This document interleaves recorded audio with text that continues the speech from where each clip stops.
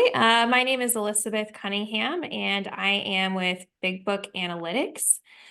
We are an analytics company that is focused on helping authors get published by helping them get literary agents. The way that we do that is by providing customized reports that help people improve their query letter, as well as helping find good matches for their manuscript as far as literary agents. And speaking of literary agents, we're here with Zach Honey today. He is a literary agent with FinePrint Literary Management. He has a Master of Arts in Philosophy from the University of Nottingham. And as a writer with a number of published short stories under his belt, Zach came to the agenting scene with an insider's understanding of what it's like to be on the author side of the table. So welcome, Zach. Yeah, thank you so much. Yeah, it's good to have you. So today we'd like to talk about a couple of things. We're going to mainly focus on how to achieve a book deal, how to get a book deal. And so two parts of that we want to talk about is your book ready? How to know if your book is ready, and then what you can do to increase your chances of getting a literary agent, and how to secure a book deal. All right, so I want to start with kind of a hypothetical writer. Jane Doe, not terribly clever, but she works in marketing. She wrote a novel in the evenings and she shared it with some friends and family. She got a good response, and now she's decided she wants to publish it. The problem is she has no connections to the literary world. She has no social media presence, and she's never published anything, in fact. So the question is, can she get a traditional book deal? And if the answer is yes, can you kind of give just a general overview of what this process is, as if this person has no knowledge of the publishing processes, whatever? Yeah, absolutely. So the short answer to that is yes, Jane Doe can get an agent and can get a publishing deal with no knowledge of the publishing industry, with very little writing experience. It is possible. Is it difficult? Very, very difficult. Um, so to answer it more broadly, I think it's important. We get this a lot. People write a book, you spend so much time writing a manuscript. You spend, weeks, months, sometimes even years, really deep into your story, tweaking it, hopefully rewriting it a number of times. Maybe you've sent it to some family and friends. And then, yeah, so what do you do with that? And I really think the first question to ask is kind of like, what is your goal in writing? Like, what do you want to do with it? Some people, the only thing they want to do is they want to see their name on a physical book. And that's great. If you want to do that, there are services right now that you can go upload your manuscript, put a little clip art on a book, print it out, print a couple copies, give it to family and friends. That's absolutely possible to do. But I think more often than not, people who catch the writing bug, they really are aiming to make some type of career move out of it. Whether that's part-time writing deal or they really want to become the next Stephen King. They want to do something more than just, have it out there. And that's great too. It is definitely a long road. Publishing is notoriously slow. And when I say slow, it's like glacially slow, not just like tortoise slow. But the rewards for that can be, you have an agent who's on your side, who likes your book. You have an editor who loves your book. You have a team from the publisher who all support and promote and are working to help you be successful. And that can be a huge feeling, as an author, to know that your work is valued, and that's before it even captures readers. So I think it's very important to understand kind of what is your goals, and then start to understand, what is expected on the next steps of those goals. So typically, if you are going to go the traditional publishing route, you are going to reach out to agents. You're going to hopefully secure an agent. The agent is going to work with you, maybe make changes to your book, get it ready to send out to editors. The next steps for that is hopefully you get an editor. The editor is going to then again work on your book, and they're going to, buy it, work on it with you, and then publish it. So it's a long road in between all that, but that's kind of the general idea. I think it's kind of interesting publishing because new writers, let's see. Writing can be different because I think we're so close to the work. I don't often see someone who gets into painting do a single painting and then say, hey, I'm going to go put this up in the Met in New York. And then when they get rejected by the curator, they get upset. Like, why don't they appreciate my work? But for some reason, I think because anyone can write the next great American novel, we all think that we have. And it might be precisely because we're so close to the work. Typically with painting, you enjoyed a painting, you're going to paint more. You're going to do more pictures. After 1,000 pictures, someone might come along and be like, hey, you're pretty good. I would like to put these up somewhere. But with writing, I think because it's so time consuming, because we're so close to it, we can kind of jump the gun a little bit. So I think it's important to start to understand the writing community. For Jane Doe writing her first book, if she doesn't know anything about publishing at all, there's a good chance she doesn't know how many people are trying to get published, and it's a lot. And a lot of those people are in your community. So they're all around. It can be really important to get involved with that community, join writing groups, attend writing classes, somehow get into a rhythm where you are experiencing what the entire kind of world of writing is. And what that's going to do is instead of, a painter can maybe paint 1,000 paintings. We can't write 1,000 books because it does take a long time. But what we can do is we can work with others on their books and kind of see, what works for them, what in our view works for them, works with the story, what doesn't work, and then translate that into our next book. So, yeah, I think it can be important to really get involved with the writing community. Now, let's say Jane has done all that and she's ready to get started. She's, very confident in the book and ready to go. She's going to put together a query package, I guess we'll call it. So what that's going to involve is taking this, we'll say it's 90,000 word book, and we're going to distill it down into 4 separate documents. And I'll go over them as they get shorter. So the first one is going to be, she's going to turn that 90,000 word story into a synopsis. The synopsis is a 2-page document. Oops. So it's a 2-page beat by beat plot outline. Typically, it might include the A and the B plot, as well as the main characters, maybe about 5 or so. And it's going to give the ending. Another thing with the synopsis is it's as if you're telling your friend what your book is about. It's about, my main character, Sally, goes swimming in the ocean, survives a shark attack, and then she does this. It's in present tense as if you're telling the story to a friend. The other thing it does, as I said, is gives the ending. So it's full story arc of your story.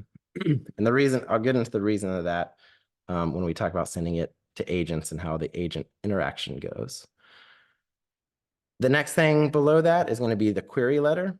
Query letter is a 1-page introduction of the book. It consists of what the book is, the metadata, a 2-paragraph blurb, which just briefly describes the plot of the book and the main conflicts and the main characters, and then the author bio. So the best way I've heard of this is from Manuscript Academy. They say it's the book, the hook, and the cook. Easy to remember. So the next one below that would be to ready your elevator pitch. So an elevator pitch is a 1-paragraph or a 2-minute pitch of the book. This would be typically given verbally. If you ever attend pitch events with agents and editors, the idea is that you're not trapped. You are in an elevator with someone in the publishing industry, and you have 2 minutes before they're leaving the elevator to pitch them the story of your book. You have to be able to do it quickly and concisely. So that would be the next thing to prep. And then the shortest of everything is called the log line. And the log line is a one-sentence description of the story's central conflict and the emotional hook. So that would be something like, when event happens to the main character, she must do this thing or risk consequences. So it's a one-sentence description of kind of the overall conflict and emotional stakes of the story. So once you have all that, you would then be ready to start sending your query letter out to agents. And that's a lot to go through, but it's basically condensing your story tighter and tighter and tighter in those 4 separate documents. Right. Okay. Thank you for that overview. So let's say Jane Doe, she has created her query letter. Maybe she's created some of these other, or hopefully all of these other pieces that you've just discussed. What are the different ways that she could potentially approach literary agents? So one way is, of course, emailing the query letter, but you also mentioned conferences. Are there any other ways? And if so, can you kind of give a brief description of or overview of those types of ways to approach agents? Yeah, so the main one, which almost all beginning writers are going to do, is by sending to agents submission emails, whatever that would be. That for us at FinePrint, it's a submission email. Others, it's directly to the agent. Some use certain programs that you can submit your query letter to. Like Query Manager is the main one that I've heard of.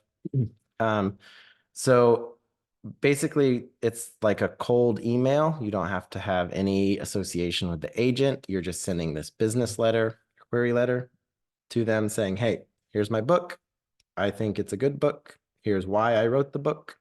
I think you should represent the book. So in that, it is really the main way that we find clients. It's called a slush pile. And basically it's, we can get, 10 to 50 to 100 in a day, 1,000 in a month. And it's our way of reading through, getting introduced to your book and you as the author, and then reading some of your pages. And if we like it, we'll then request the full manuscript. Other ways to kind of get in touch with agents, a big one that I like a lot is conferences. The reason I like conferences is because you get to actually meet people. And I think that can be helpful. In addition, for the author, conferences are good because it allows you, because the query letter is so short and concise, you're really riding on that you wrote a good, tight description of your book. In a conference, especially pitch events, which is an event a lot of conferences will do where you sit one-on-one with an agent, you'll get a time limit, maybe 3 to 5 to 10 minutes, and you'll pitch your book. And typically you can get through your query in about a minute. And then you have the rest of the time to either follow up questions from the agent, which if you wrote a good blurb, they're going to be interested and they're going to want to ask you questions about it.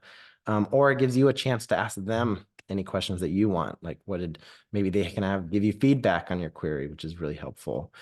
Even if it's not something they're interested in, they can say, I really liked this part of your query, but I think your blurb is like too long or too short or whatever, what have you. So I like those in-person ones because you get a little more context to the words, I think, which is nice, and you get to meet people. Other ones I've seen, I know Twitter does pitch events. I don't know if other social media stuff does pitch events, where you can kind of send a description of the book and then agents will kind of flip through those mentions, I guess. Not too knowledgeable on the social media side, but allows agents to kind of find you that way. And so those are some other kind of types of ways that I know agents will meet authors. But really, I don't know that any are stronger than any other. Because like I said, the slush pile is the main one. you get a little leg up with meeting people, but really what it all comes down to is your book. So no matter how you get an in with the agent, it really comes down to the quality of the book you've written. Right. Yeah. And I do want to, that's something I want to focus on for part of this talk. Before we get into that, um, I just wanted to ask some maybe, I don't know, effective methods for querying agents specifically as far as sending the query letter. So Mhm. not the conferences or social media contests, but do you have any effective methods? How many should they be sending out? Where are they finding the literary agents? Maybe those two questions. Yeah, there's definitely a number of resources on how to find literary agents. I know there's manuscript wish list, there's Publishers Marketplace is a paid one, but I think a lot of them are listed there. Query Tracker, maybe. There's a number of places where you can find a good list of agencies and agents to send to. Um, I definitely suggest doing batch queries. So that would be sending out 10 or 15 or 20 at a time rather than 100 at once. It just allows you to, if any mistakes have been sent in the first batch, you can correct it, or it allows you to tweak it if you've gotten feedback. And so it's a little bit, I think it's a stronger strategy to do it that way, because you can kind of shift your query letter as you're going, which can be helpful. Um, what was the other part of that? I think you answered both actually, because Oh, it good. was where to Okay. find them, and then yeah, the method or format for how to do that. So I wanted to ask the question or focus on the topic: how does Jane know if her book is ready? And the reason I actually deferred it until after we talked about the query letter a bit is because I think what often happens is Jane Doe has the manuscript ready. She researches a bit, finds out how to send a query letter, and then before the manuscript it's finished and she's gotten some good feedback, but before the manuscript is probably actually ready, she starts pitching it because she's very Yeah. excited and she wants to get it published. And so that's often the point at which I think Jane Doe finds out from maybe rejections or maybe just silence from literary agents that maybe there's something not working. It could be the query letter or it could be the manuscript itself. So Mhm. could you talk a little bit about how does a new author know if their manuscript is ready? Yeah, that's a really tough question. You know, I think, like I said, it's really important to get involved in the community of writing, because I think especially if you can, so we'll start at the beginning. So you've written the manuscript, it's done, we're going to put done in quotes here for a second. I think the best thing you could do to start is to really give it some space. Again, you've been inside this thing, the story for, weeks or months or years. You are very, very close to the words you've written and the characters you've created. So give it space. Go out hiking, go play golf, do something, go on a vacation. That might be nice. The next thing you're going to want to do is you're going to come back to it with little fresh eyes, and you're going to rewrite and you're going to revise. You're going to go through it in whatever method you want. Some people print it out. If you've written on the computer, they'll print it out with a red pen and go through it. Some people will, depending on take chapters and, go backwards through the book, I've heard. Whatever method works for you, try to rewrite and revise that book. And the next thing I would suggest is to find beta readers. So beta readers are people who are reading your book to give you some feedback before you send it to agents or editors. And I think there is a good mix of beta readers that you want to consider. Friendly and critical. So it can definitely be nice to send your book to your mom who says it's perfect and she loves it and don't change a thing and print it now. That can be nice because writing is lonely and you can get down on yourself. You can feel like what you're doing just you suck at it and it's very beat down. So it is nice to have, that reader that's overly positive. I would say that's probably not very helpful. So you also want critical readers who are going to look at your story and say, this parts aren't working. These things need change. These characters aren't, I can't they're not lovable characters or whatever. And that can be helpful too, because, as hard as that can be to hear, it can make your book better as you then again start to rewrite and revise. So that would be the next thing. You're going to be rewriting and revising a lot, as you'll hear me say. You can also send it to let's see. So the one thing you don't need is to hire an editor. There are services that do editing, and I would say, so you might send it to an editor who's going to focus on your story. That's perfectly fine. Some editors are going to work on like the grammar and punctuation of your book. And I don't suggest doing that because one, you're going to pay a lot of money, but also what happens in the process is, say you work with me as an agent, what we're going to do is go through your book and we're going to rewrite and revise it again. And we might do that a couple times. And then when it's ready, we're going to send it to an editor. When an editor wants to buy your book, they're going to help you rewrite and revise again. So I don't suggest getting an editor, paying for an editor, because what it seems like to me is that they're picking the color of the car before they know where they're going to put the doors on the car, right? We want to figure out what the car looks like before we decide the paint color.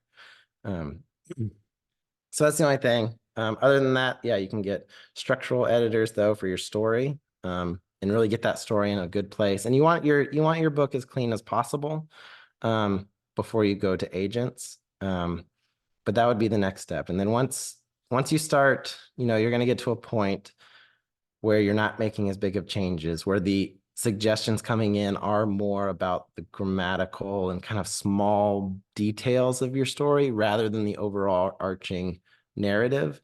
And I think at that point you might say, okay, I got this in a place that, I'm not making big changes anymore. I'm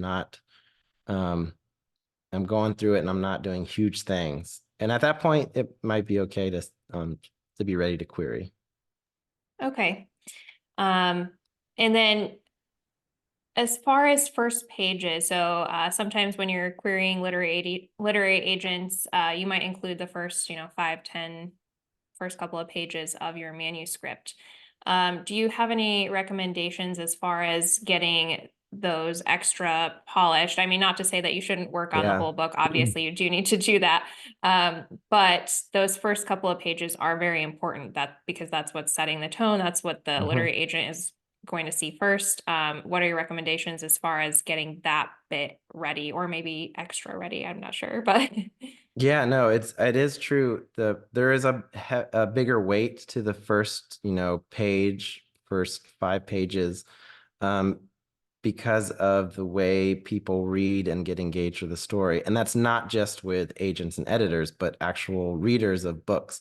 A lot of people, what they say, it's a generalization, but what they say is a reader who doesn't know your book, what they're going to do is they're going to pick up the book, they're going to look at the cover, they're going to flip it over to the back, they're going to read the back blurb, and they're going to open it to the first page. And if you haven't sold them on those 3 things, then they might put it down. But if you can sell them on that first page, they'll probably buy the book.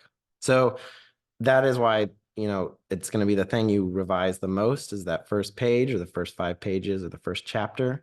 But the reason for that is that it really is the, hook here, the term hook. It is hooking them into the book. And that's why it's so important.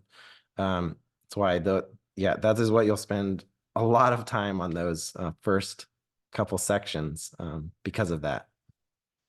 right, yeah, and I think that's an important point, that the first pages are actually for the reader. I mean, any reader, whoever that reader is, whether it's the person purchasing the book or the editor or the literary agent. So now let's say Jane Doe, she has a pretty solid manuscript in hand. She's cleaned up her first pages. She's pretty confident, and she's also prepared a query letter. So what can she do to increase her odds of getting a deal? So there's, I guess, Sure. various statistics out there, but I've come across some that say maybe the chances of getting a literary agent are 1 in a couple of thousand. I don't know how accurate that is, but we all know it's difficult Mhm. in any case, whatever the actual statistic is. So how can she increase her odds? Yeah, absolutely. No, it's very it can be very tough. I do some positive stats. I think I've heard that 3% of people who set out to write a book actually finish it. So if you finished a manuscript, you're in the top 3%. I will say from experience of being on this side of the industry, that's still a lot of people. So you are going against a lot of people. So the best thing you can do is write a really, really good book.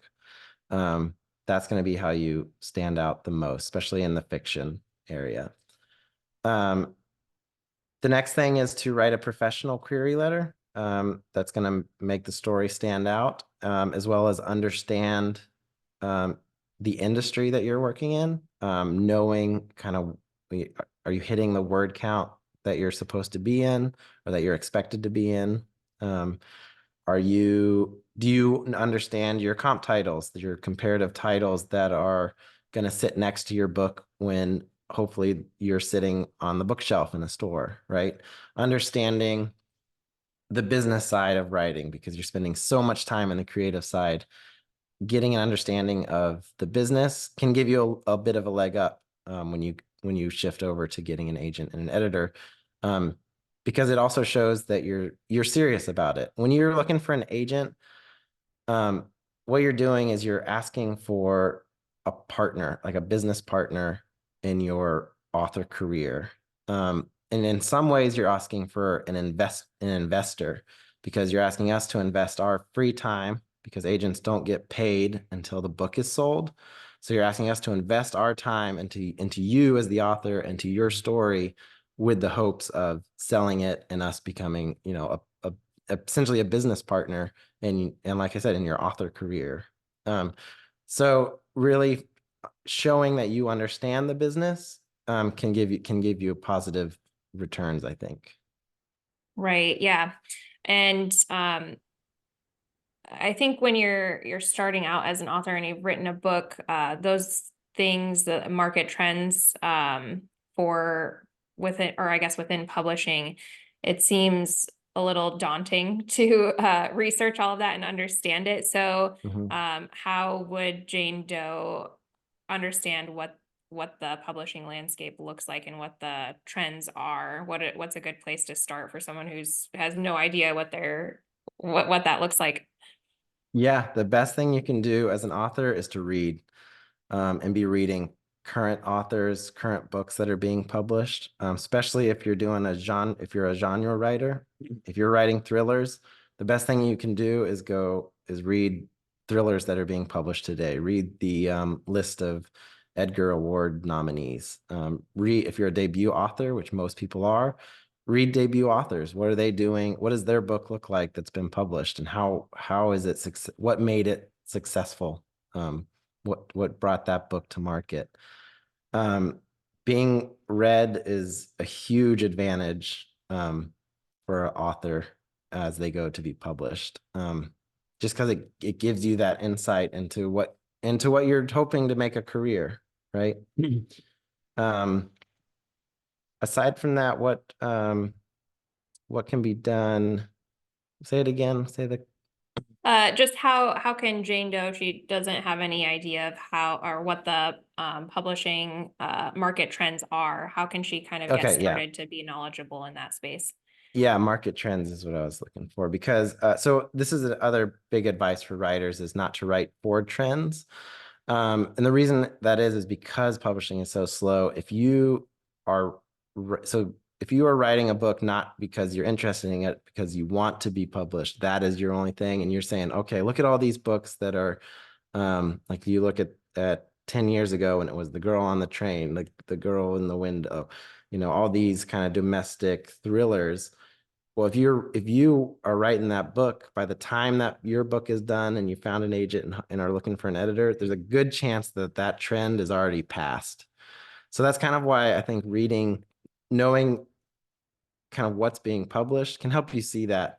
But the other big thing is write the book that you want to write. Write the book that's important to you, and you'll have success that way rather than writing for the market.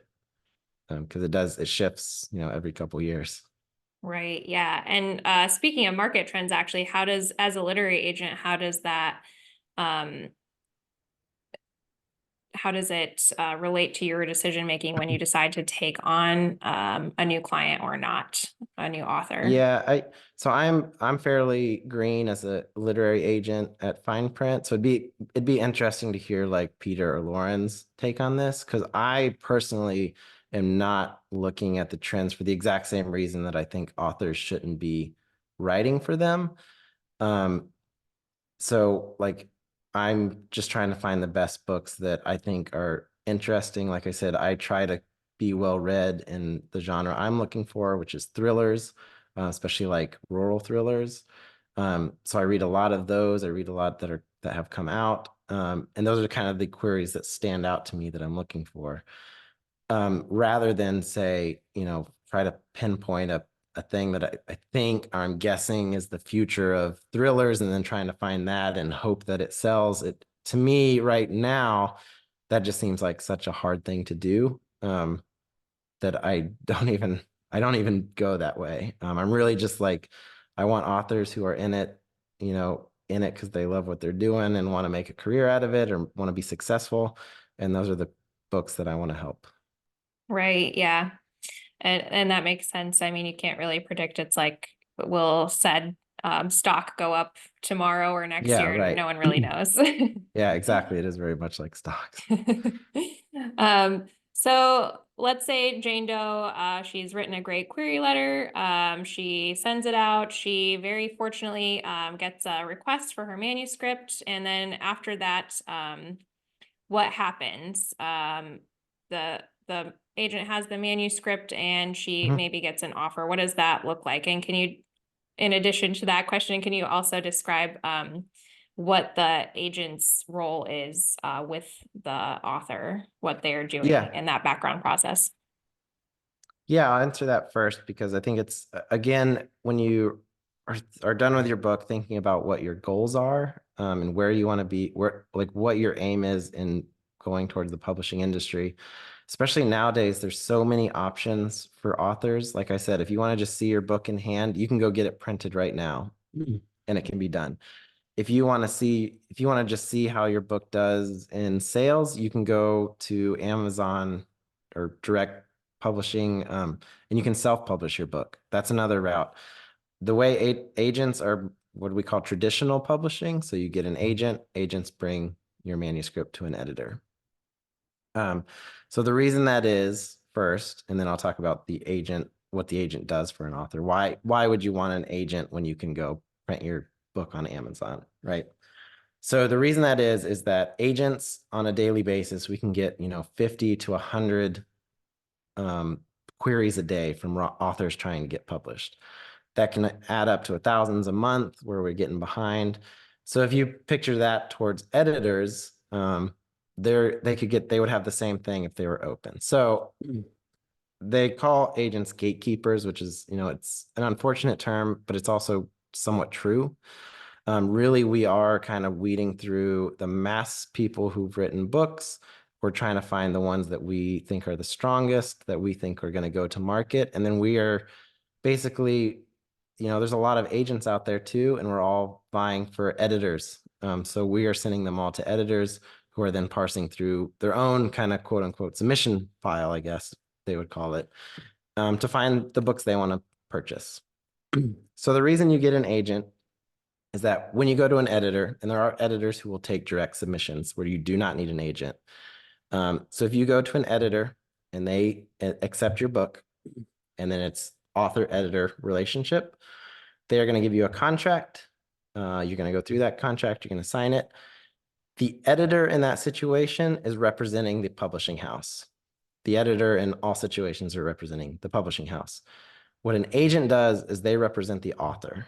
So if you have something you don't like in your um, offer, we are there to represent you in that kind of back and forth with editors. If you don't like how much they're offering, we can negotiate the price of what they're paying.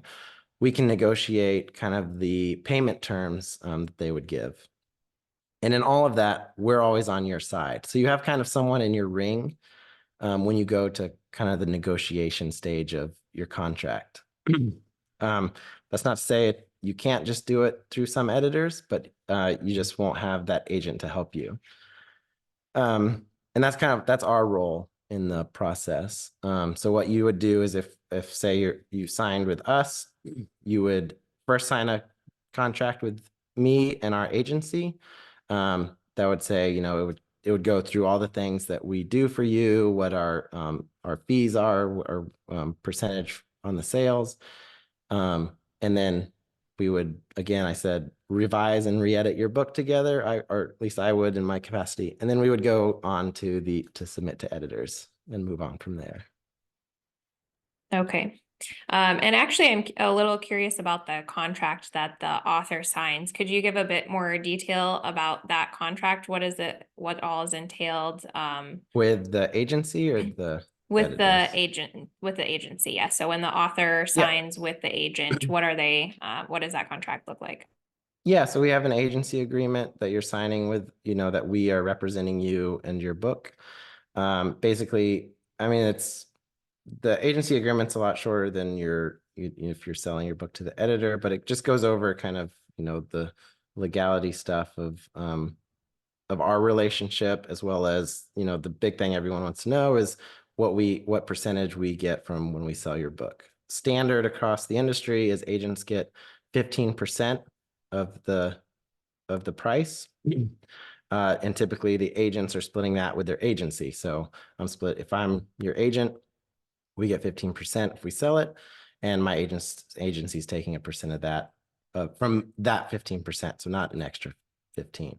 And then typically, and I'm pretty sure this is standard as well, if foreign rights are 20%, and that's because we pull in more resources to sell to foreign publishers.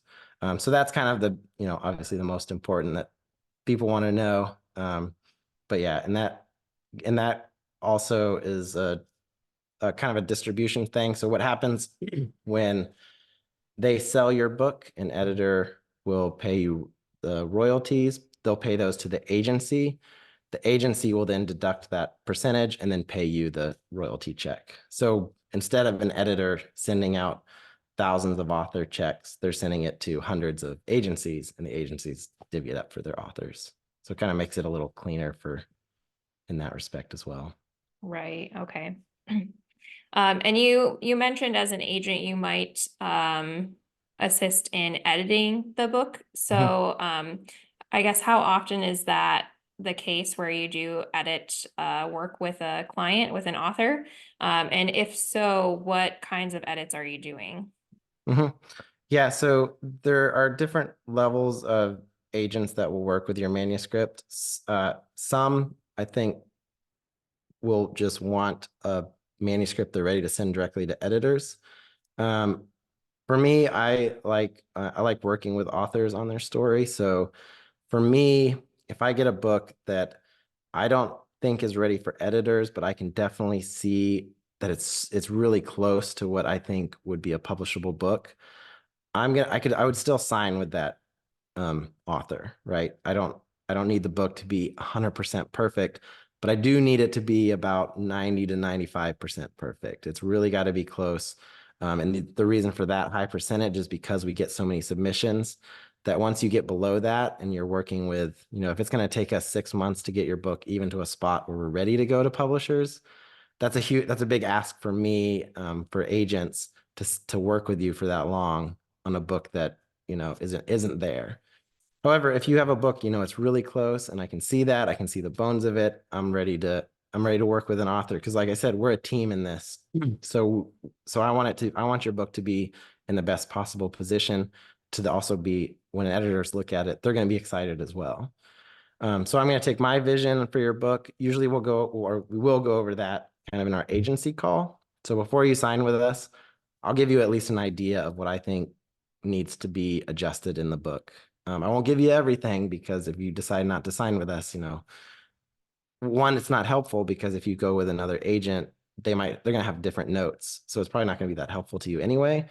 But two, I want to give you an idea of what I think what direction the book should go. And if you agree with that, if you think that's a good direction to take the book, then we work on it, and then we go out to editors. And then editors going to do the same thing. They're going to purchase the book, and they're gonna have an idea of what they think the book should be. And it's always the author's book. We're really there to give kind of industry expertise that hopefully they consider in revising the book. Right. Yeah. And I think that's a good or helpful note that the author does get to know what your ideas are on what needs to be edited Mhm. before they actually go into a contract with you. So I think Yeah, that's very helpful information. I'd like to go a little bit deeper into the publishing process now. So Jane Doe sure. secured a literary agent. She signed a contract.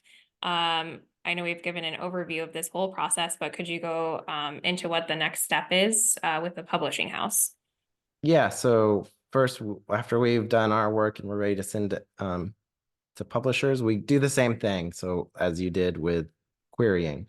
So we will come up with a list of publishers that we want to go to. Typically, that's going to be tiered into kind of, if we're going for the huge houses, your Penguin Random House, etc., we'll probably go there first and then kind of tier out where we think your book's going to go after that. And we're going to do it in batches as well for the exact same reason.